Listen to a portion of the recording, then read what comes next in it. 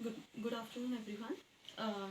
Today, I am going to deal with you all regarding the subject of comparative criminal justice system. This is the new subject which has been started from this year itself, as it is a part of 2017 pattern.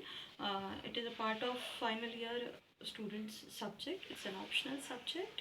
So those students who have opted for this video can be a help for you all. Basically, trial. The topic herein is regarding trial, adversarial trial, and Islamic trial system that we are going to discuss here. So, first of all, let me quote this adversarial system in India. Basically, how the system works. So here if you see, अगर हम देखें यहाँ पे मेरे बहुत से students ने ऐसे कहा कि थोड़ा सा अगर मैं सिर्फ इंग्लिश ही ना बोलूँ, हिंदी भी बोलूँ, तो एक आम जनता तक मैं पहुँच सकती हूँ इन टॉपिक के बारे में बताने के लिए. तो एटलीस्ट उन लोगों तक पहुँचने के लिए let me use both the languages.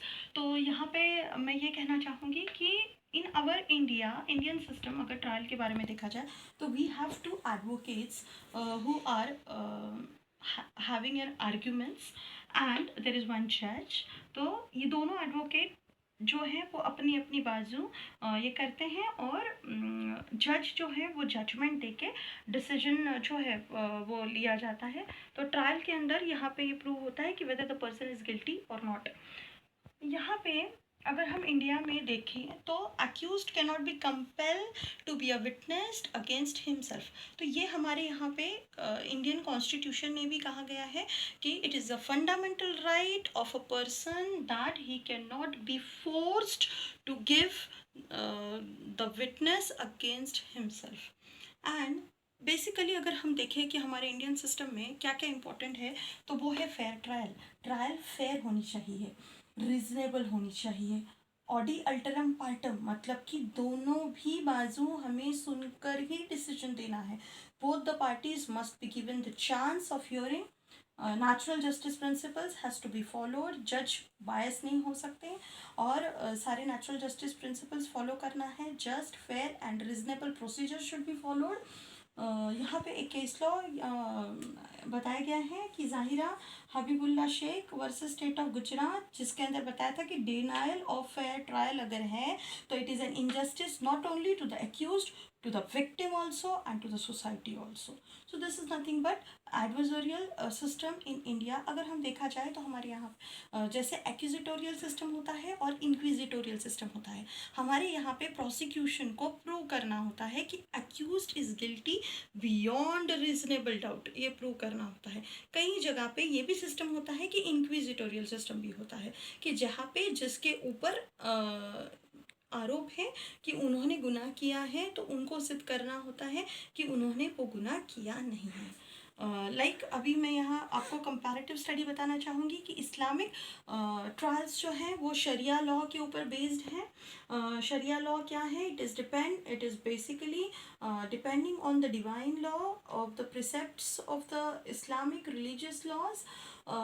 यहाँ तक कि प्रोफेट थे, और प्रॉफिट के डेथ के बाद में उनके जो कंपेनियंस थे उन्होंने भी जो भी बताया गया है, जैसे आप लोग जानते हो कि सोर्सेज ऑफ मुस्लिम लॉ क्या क्या है, जैसे कुरान है, सुन्ना है, हदीस है, इजमा है, और चार और हैं जैसे कि legislation, president, customs, usages, justice, equity and good conscience. तो उसी तरह से हम लोग को ये देखना है कि इस्लामिक ट्रायल्स किस किस तरीके से हैं. तो वहाँ पे एक मिक्स सिस्टम पाया गया है. मिक्स सिस्टम में अगर आप देखोगे कि पाकिस्तान, इजिप्ट, मलेशिया और नाइजेरिया, ये जो कंट्रीज़ हैं वो मिक्स्ड सिस्टम फॉलो करती हैं, कि जहाँ पे कोडिफाइड लॉज भी हैं और रिलीजियस लॉज भी फॉलो किए जाते हैं.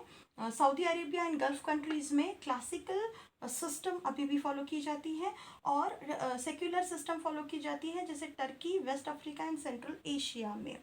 तो ये सारे सिस्टम्स हैं. और यहाँ पे कौन कौन से रूल्स, कौन कौन से ये हैं, जैसे कि प्रिजम्पशन ऑफ इनोसेंस है, इक्वालिटी बिफोर लॉ है. कोई भी बंदा हो, चाहे वो रिच हो, चाहे वो पुअर हो, चाहे वो किसी भी रिलीजन का हो, अगर उसने गुनाह किया है, उसने अगर क्राइम किया है, तो that person is that much responsible for it. और अगर हम देखेंगे कि राइट्स ऑफ एक्यूज्ड इस्लाम में क्या है, तो पहला है dignity of human being, it has to be maintain. कुरान प्रोहिबिट करते हैं आर्बिट्ररी अरेस्ट एंड डिटेंशन के लिए, फेयर एंड स्पीडी ट्रायल होना चाहिए, right to an adequate defence, right to counsel, right to be silent and not to be a witness against himself, right to compensation। ये है right of accused in Islam। और अगर हम देखें कि right of accused even in our Indian constitution and Indian legal system is almost similar, कि क्या ये होनी चाहिए। अगर हम देखेंगे हुसैनरा खातून, हमारे इंडिया में जो अगर हम लीगल केसेस देखा जाए, फेयर ट्रायल होना चाहिए, स्पीडी जस्टिस है, Rudul Shah versus state of Bihar है, शीला बारसे की केसेस है, ऐसे कई केसेस अगर आप देखेंगे तो ऑलमोस्ट दिस आर सिमिलर, कि basically what are their rights they should know. And this is the basically this subject is such that you have to study comparatively कि इंडिया और इंडियन लॉज क्या है, Islamic laws क्या है। ये एक topic है। उसी तरीके से मेरे और कई वीडियोस आएंगे। Subscribe to my channel and like and share, because more videos will be coming soon. Catch you all.